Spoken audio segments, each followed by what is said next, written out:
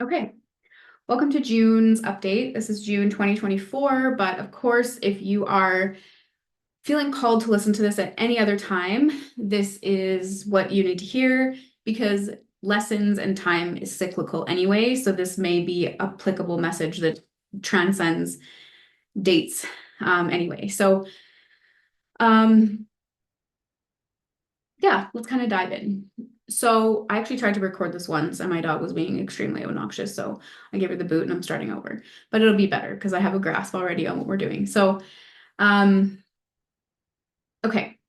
There's a few things. This month feels very dynamic a little bit. There's kind of a few things going on, all with one common goal, but there's some different layers to it. So what's been going on, what it feels like we're experiencing as a collective is that we're kind of at this halfway point. And yes, technically it is halfway through the year, so that makes sense. But the imagery that they pull forward isn't about like, oh, you're at the 6 month mark of the year.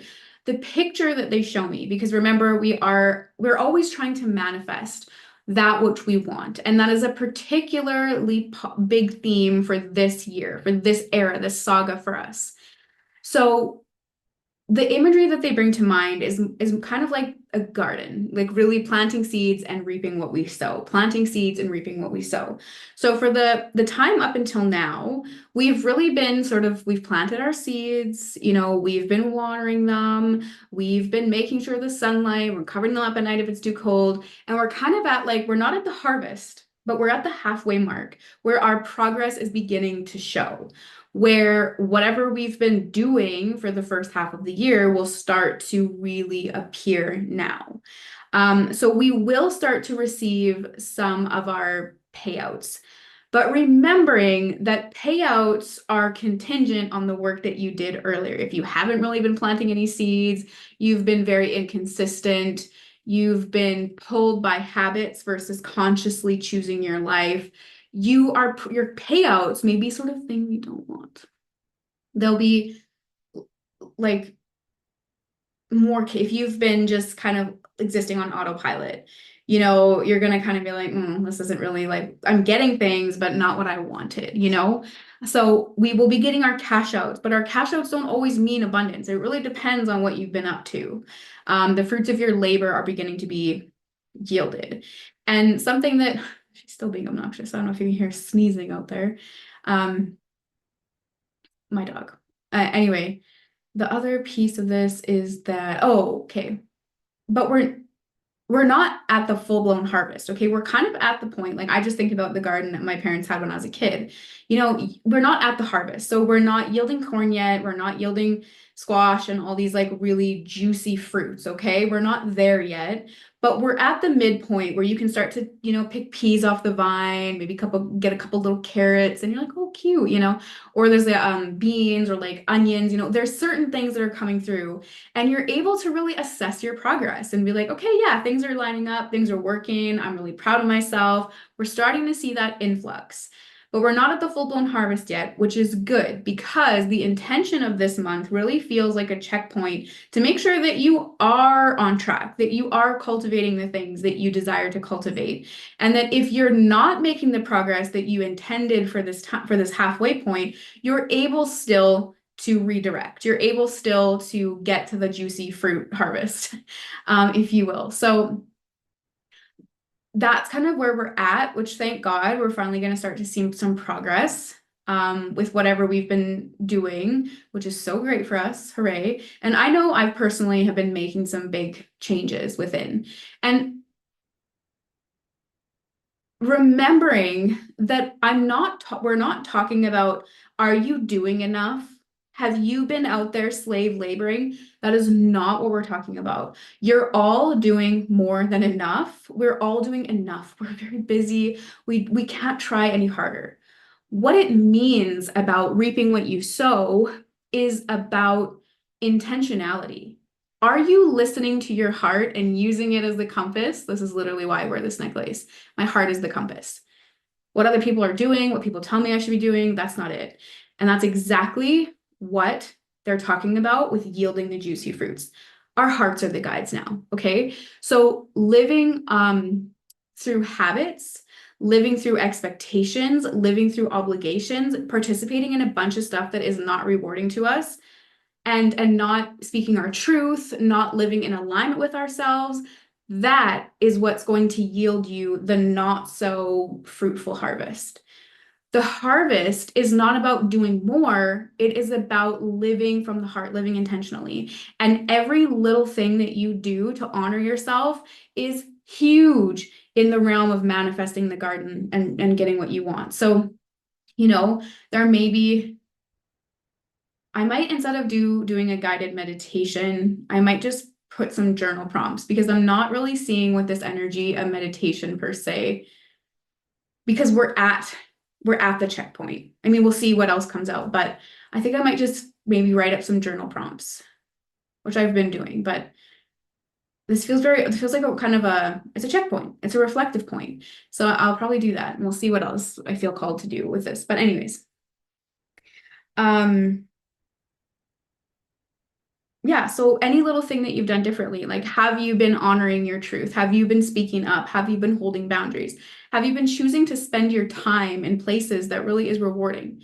Have you been trying to make the things that maybe are obligations, like let's say you don't like cooking, have you been trying to make those more enjoyable in some way? Like, what's your self-honor journey looked like this year? Because that will most definitely be what's cultivating that garden.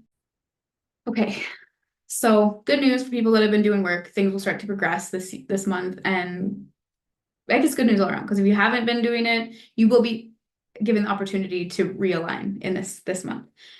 So the other thing that comes through is I just keep like looking, and the throat chakra is just keeps getting highlighted. I see like blue, blue, blue in this kind of avatar that I'm looking at. But anyways, the throat chakra so is going to be highlighted, which is just going to enhance your ability to get the harvest that you want. But what I'm seeing is a lot about, and the throat chakra, like for some reason, people immediately are like, communication.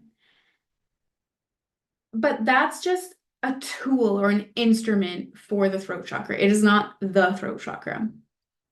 The throat chakra is the place of self-expression, which is like the heart chakra, like, and you express yourself through the throat. So your heart is here, who you are is here, your soul resides here, and your throat is the way that we live that, we express it. So the throat chakra, first and foremost, is authentic self-expression. Are you really living and honoring the truth in your heart? And this can be done through communication, actually speaking your truth, actually honoring what's the feelings and what's right and real for your heart, even if it's not what everyone expected you to do. It's the clothes that we wear. It is the way that we adorn ourselves or dress ourselves. And today I got rained on, so that's what we got. It is the people we spend time with.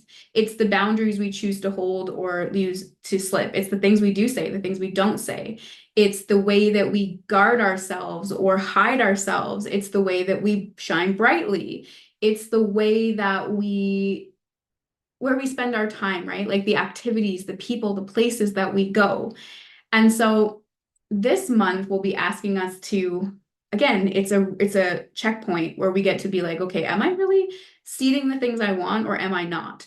So all of us, regardless of what you've done, are probably going to be asked to lean even farther into that authentic self-expression. And how are they going to not test us, but okay, so probably like holding boundaries, saying what we really feel, our fears, our desires, our dreams, these types of things, like just but something that I see kind of coming up as not a challenge, but as an invitation for all of us is that we do have to be able to name and know what we're calling in.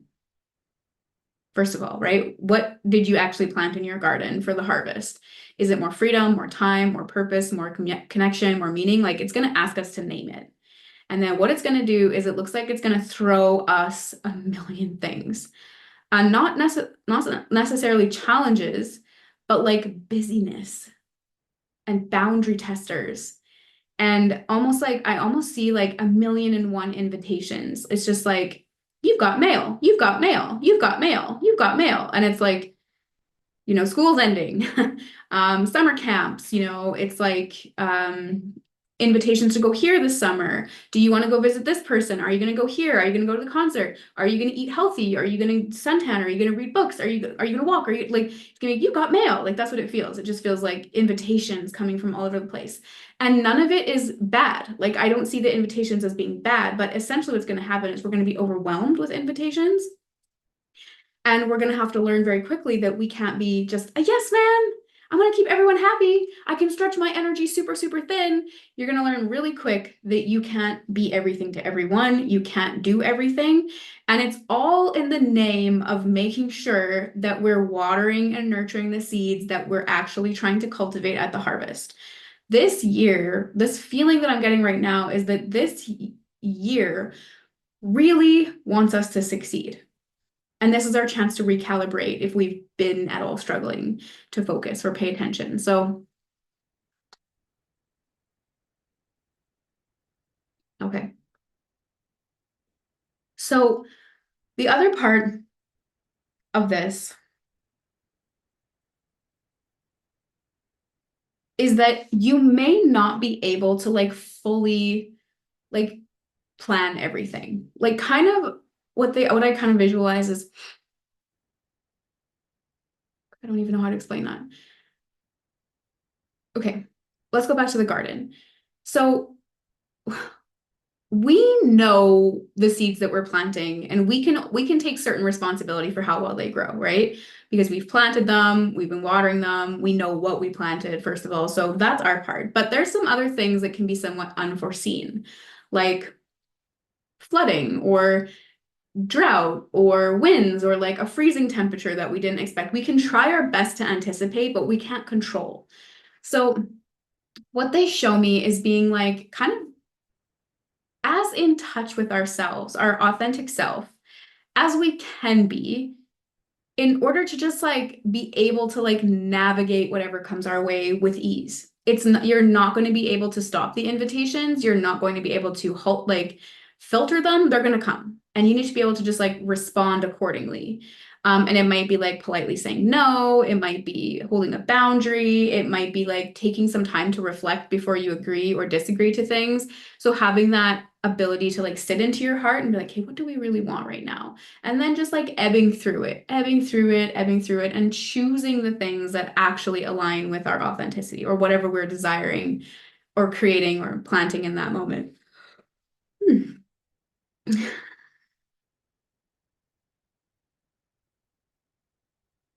And I suppose if as a collective we're kind of all on that journey, it's possible if we're all trying to stand in our authentic self-expression and get more of what we want. It's I'm not anticipating any type of like arguments, but I am seeing a little bit of like having to assert boundaries or say no where we normally would have said yes. And it can cause a little bit of friction if you're not good at that, right? But it's like, yeah, asserting your own boundaries, asserting your own needs. And if everyone's going to be like, well, if we're all like trying to express ourselves authentically and we all want to do more of what we want, it's natural for us to try to invite our friends to that same party. And so I can just see like maybe like slight rifts, but mostly just holding boundaries and communicating the truth of whatever's going on with us. Um,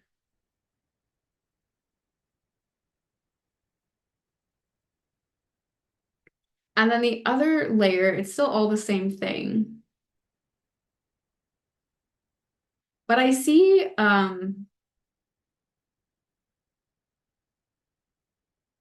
like needing to go like authenticity. Authenticity is so much like deeper. Does that make sense? Authenticity is so like much deeper. Like there's a depth to it. Because our authenticity often is very vulnerable. We're pack animals. We want the support of the pack in order to feel safe and supported and alive. So becoming really authentic sometimes does require us to embrace some of our vulnerabilities or our fears. And I see like also, let's say you thought that you said yes to something and you really thought that that was what you wanted, but you go there and you're like, this isn't, I'm not experiencing the joy that I truly sat with myself and asked if this is what I want to do. So let's say you get invited to go camping with a girlfriend and you're like, you know what? I normally would say no to this, but I really want to go camping with you. And you really intentionally chose that. But then you get there and you're like, this is not bringing me the joy that I thought it that it would. That those moments where you did choose something and it wasn't what you anticipated it to be, you can ask yourself like two things. Like, one, did I really want this, or did I know that it wasn't going to be for me? But the other thing is like, well, maybe I'm learning something new, or like we're peeling back a new layer of what is authentic to me. Maybe before it was community, but now it's not just community. It's people that can have soulful conversations, or it's I actually value my alone time maybe more. It'll be this like redirection, but just in these like gentle ways. I don't think this is going to be, I guess some people could have like radical changes that lead them closer to what that juicy fruit they're trying to harvest. But I do see like there could be some things that you're like, it's almost like we're peeling back a different layer of ourselves and realizing that what was authentic to us might not be anymore. And the feeling that I get is like a depth. We're going to like a new depth of our authenticity. Um, and I feel like that was a good example, but there just seems like there's something I can't grasp at. Like, what is that? Mm. Yeah, like I guess what I feel is kind of coming through is like, well, we have new depths. We have new depths. We've done, I don't know about the rest of you, but like I feel like this year has been fairly transformative for me in this very subtle way, very subtle way. And we have new depths. We understand ourselves better. We see ourselves in a different light. And the things that used to be aligned just may no longer be aligned. We might need to like take everything to this like new depth. And even just like a boundary that we've been putting off holding. Maybe there's like something that you haven't been saying to like a parent or a child or whatever. And it's finally like, okay, we're here. We're here. They're also kind of just saying like, don't be surprised if like interesting opportunities present themselves that could really be like creating a change in your life that does lead you to more of your authenticity. So there's something else that's coming up with this authenticity. So they're almost like, well, what's the point of being authentic? Like that's a word we throw around so much. And what does it really mean? And they're really showing me it's like authenticity is like really like sheer freedom, sheer permission to just exist as you are in any of your phases or moods or eras or whatever. So they're like authenticity really means to be free as you are, to be free to be who you are. And that's kind of the highest form of freedom that we have. So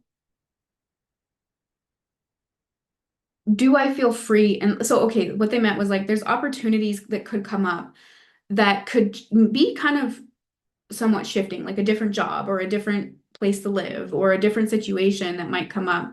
And it will feel a little bit like intense or radical, but like it may just in fact lead you to more of your self-expression or your freedom. But it is important to like reflect. Not every opportunity, right? There's gonna be a million opportunities and invitations.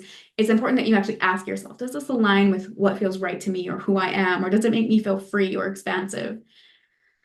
Um,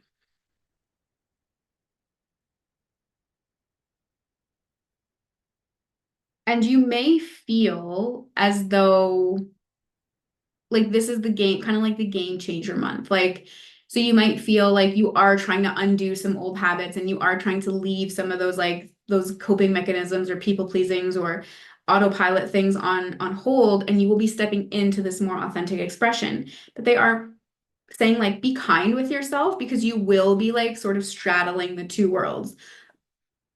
Excuse me, the world in which you're like people pleasing, the world in which you're doing this or whatever, but then also moving into like this more free sense of self. And then naturally, as we start to do this free sense of self, if we are like addressing some big time boundaries, it's like it's natural for us to be like, whoop, whoop, whoop. But it's important to like keep trying to lean into that next phase.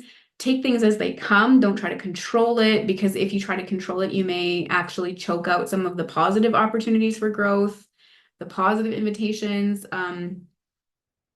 Like take things as they come. Don't try to control it.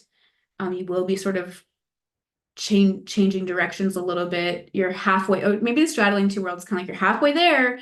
So don't give up on what you've been cultivating. Don't get discouraged. Like we're not at the harvest season yet. We're midway. So make the necessary adjustments and move on. And then they are saying, though, there is this call to radiate who you authentically are versus retreat, versus hide, versus isolate, versus just be avoidant. There is this like kind of like, I don't know, this confident. I kind of get like maybe like peacock energy, or I don't know, maybe like the lion, like kind of this like boldness, kind of like, yeah, like this is just who I am, and that's okay, even if it's upsetting to you, or even if it's a boundary I'm deciding to hold. Like it's kind of like we want to just we want to assert our needs. We want to assert our individuality. We want to be authentic in that.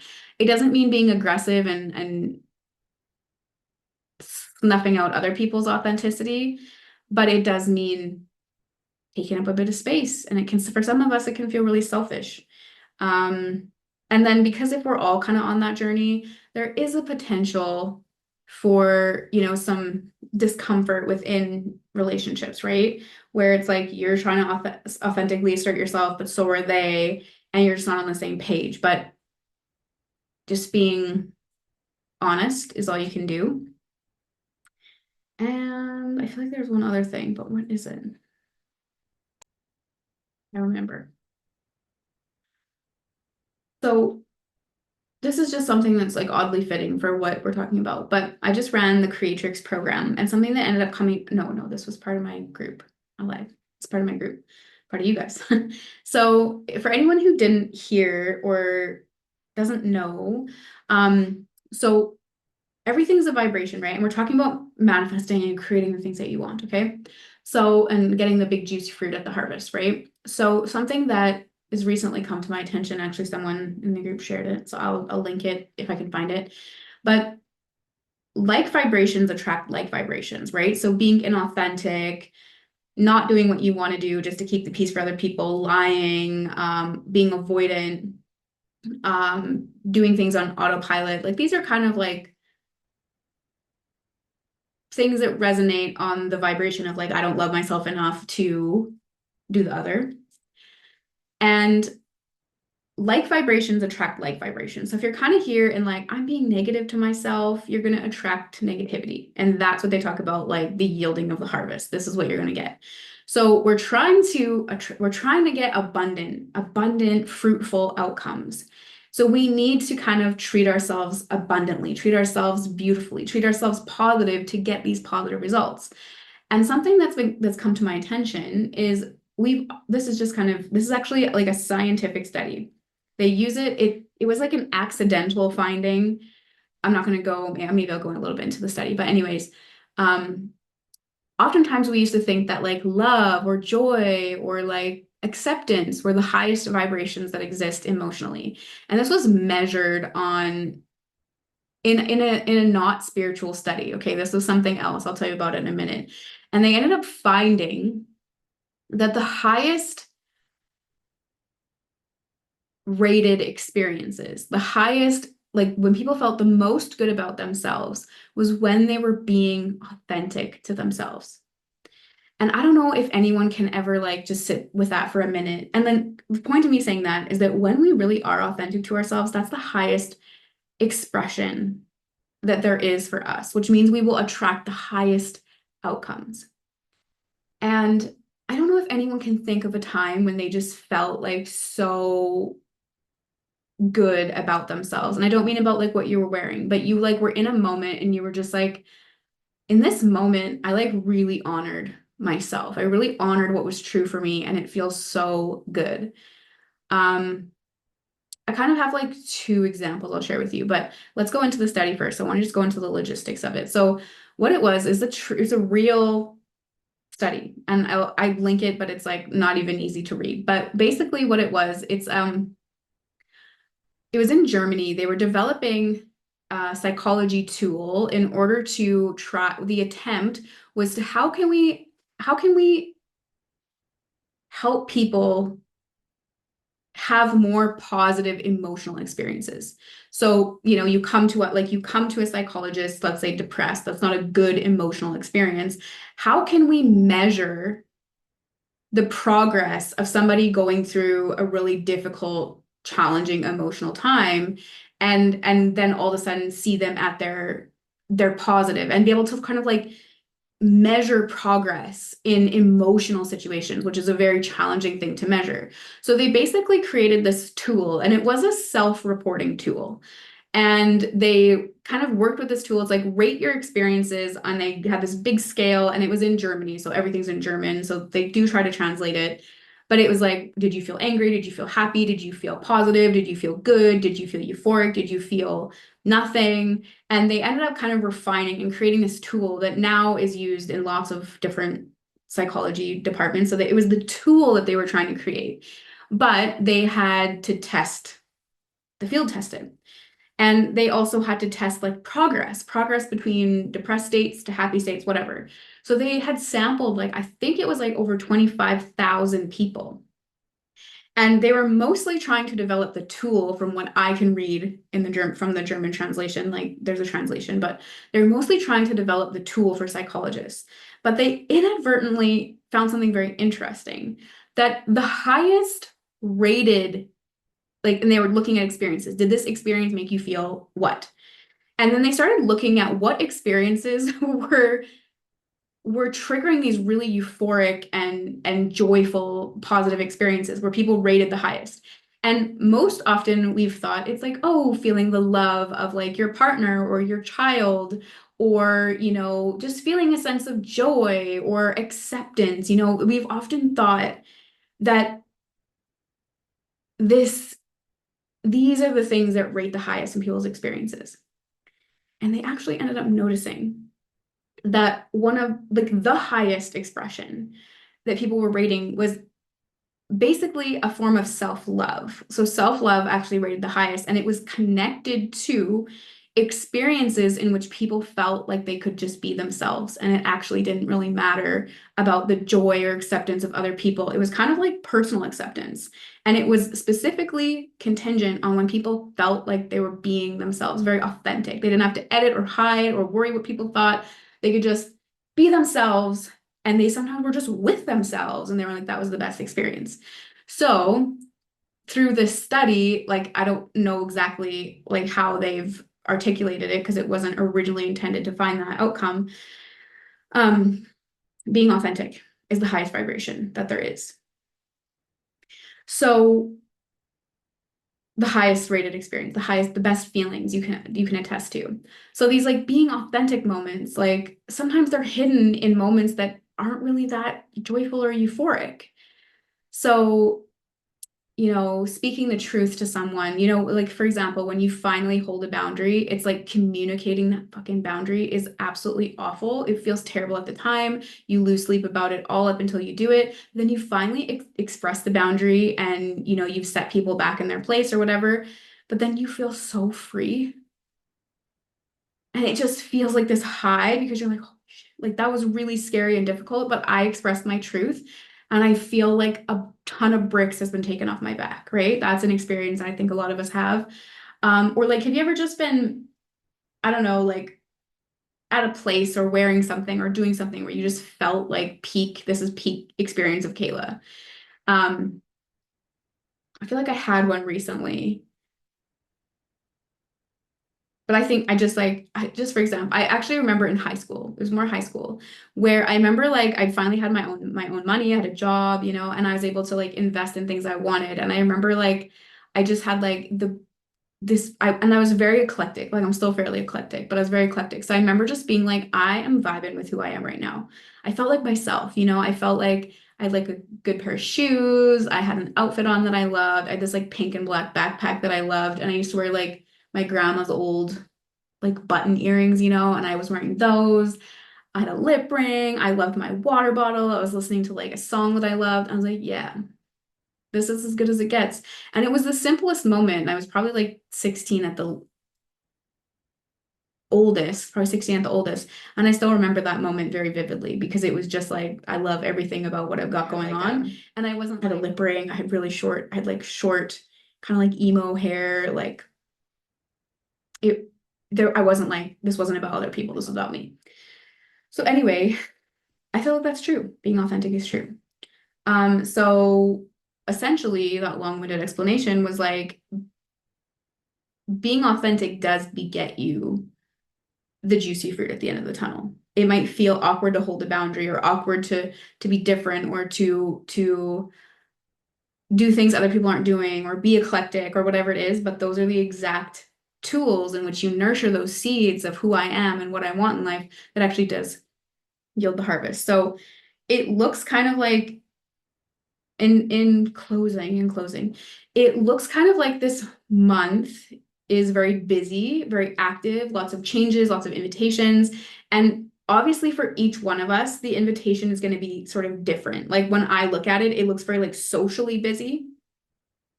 And we need to choose wisely. But it could be different for each person, right? We're doing a collective reading. So what kind of invitations are you going to be getting? Are you going to be getting invitations to address your health? Are you going to be getting invitations to address your social life, the boundaries with your family, your home? Are you going to be getting invitations for finances, for leadership, for emotional well-being, physical well-being, like what your invitations are? You've got mail, you've got mail, you've got mail, are going to be like really unique to each of us. But as a collective, the intention is like to be more authentic and honest and real with what we actually want and to choose to nurture that accordingly so that we do get the juicy harvest. And again, this authenticity and freedom are like the same. The freedom to just be who you are at all times and like love that. Right. So yeah, I think that makes sense. But anyways, I digress. I can't possibly imagine what the meditation on something so scattered could be.